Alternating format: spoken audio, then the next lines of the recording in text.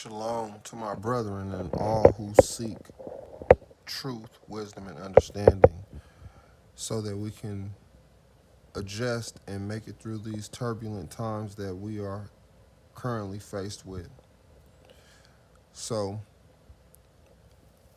I left a comment on a video that the brother Sejahito did, and the comment was about, us being the people of the Bible. Now, for anyone who's been sleeping for the past couple hundred years, you know that there has been some odd things that have went on with our people. Now, these things aren't really easily explainable unless you go to the Bible. But instead of using those curses and those scriptures that people typically use to justify their understanding and belief in who they are, I'm going to just go to some historical references using the Bible and the Zondervan Compact Bible Dictionary. Now, this Bible right here is not your typical book. This Bible is about 200 years old. It actually has a stamp in it from 1876 when it was inducted into, I believe it was the Library of Congress, or as an act of Congress or something like that. Let's see what it was. I don't want to misquote. This right here. Entered according to Act of Congress in the year 1876 by Bradley and Company in the office of the Librarian of Congress at Washington, D.C. So this book was entered into the Library of Congress in 1876. That's what this stamp says. So how I got it, I don't know. Now, the guy who gave me the motivation to do this video, he asked a couple questions. Well, he made a couple statements, and then he basically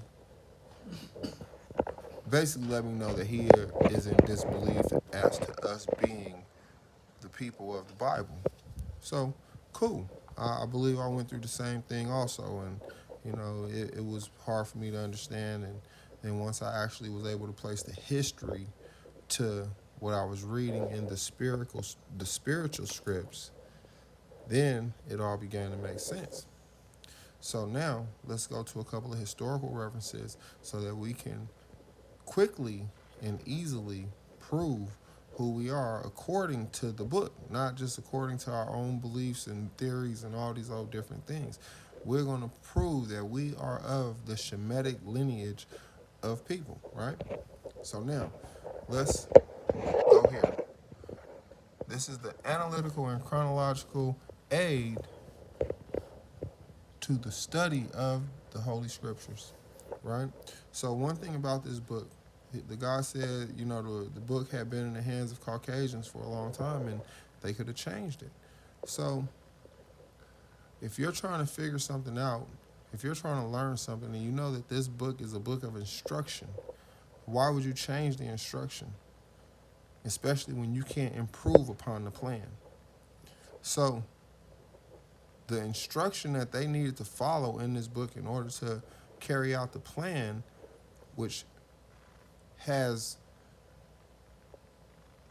obviously unfolded exactly as to how it was written in scriptures, they needed this book intact. They needed these scriptures intact. And how did they even get the scriptures to begin with? So let's start with that, because that's what he said. The scriptures wasn't even ours, basically. Like, the Roman Catholic Church had something to do with this, that, and the other thing, and I really didn't really understand that. So let's get to how the Romans ended up with the scriptures, because that'll help to explain some things. Right now, this is Wikipedia for anybody who wants to check this out, right? And this is the siege of Jerusalem in the year 70 CE. So I'm gonna go ahead and read that real quick, and then I'm gonna get into, why we know who we are, who we are. Why we know we are who we are. The siege of Jerusalem in the year 70 CE was a decisive event of the First Jewish-Roman War, in which the Roman army captured the city of Jerusalem and destroyed both city and its temple. Pause. The temple, the place where the scriptures were kept, the place where the Holy of Holies was kept. This is what the temple was. So it was destroyed. So obviously, when you destroy the temple, what you do?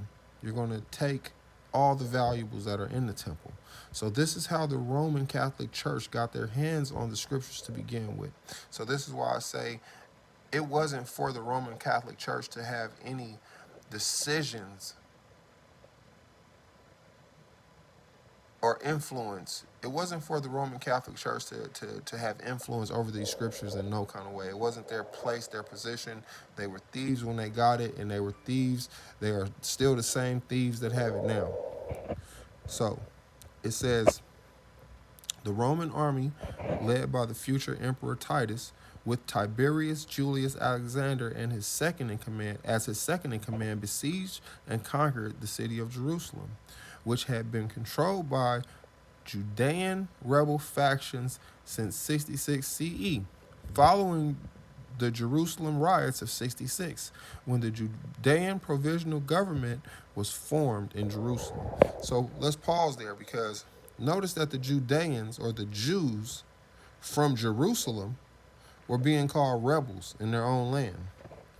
And that sounds pretty consistent with what happens when people of an indigenous race occupy their land, and you have a certain people who want to come in and take over their land. They're called terrorists when you don't allow them to come in and do what they want to do in your land. So this is just a consistency to show you that history does repeat itself. So this is how the Romans got their hands on the scripts, and this is how they ended up giving it to their Roman Catholic Church, and this is how they ended up using those scripts to ultimately carry out the duties and the judgments that were set before us. So now, back to who we are. So now I want to focus here, because we have here table showing how the earth was repeopled by the descendants of Noah. Shem, Ham, Japheth. So we have the sons of Shem, sons of Ham, sons of Japheth, right? We're going to focus on Ham and Japheth, right? Ham, his sons were Cush, Mizraim, Phut, and Canaan. They settled the continent of Africa and Arabia, right? The principal nations which sprang from them were Ethiopians, Egyptians, Libyans, and Canaanites. Japheth, Gomer, Magog, Madai, Javan, Tubal, Meshech, and Tyrus. Asia Minor, Armenia, Caucasus, and Europe. The principal nations which sprang from them were the Russians, Germans, Gauls, Britons, right? So, you have here the African nations. That has to be where Negroes come from, right? So now, let's see what the Zondervan Bible Dictionary has to say about Ham, who is the youngest son of Noah, right? Because that's obviously where Negroes would come from. That's what we would think, right? We know they wouldn't come from the same nation as the Russians and the Germans, right? So they would have to come from the nation of the African people, right? Let's see. According to the Zondervan Compact Bible Dictionary, Ham, the youngest son of Noah, born probably about 96 years before the flood, and one of 8 persons to live through the flood. He became the progenitor of the dark races, not the Negroes, but the Egyptians, Ethiopians, Libyans, and Canaanites, not the Negroes, right? Which is an important note because when you go here, you have the African nations, you have Caucasian nations, right? There's only one place left, people. There's only one place left for us to come from. And I really need y'all to understand that. And with that, I'm going to say shalom.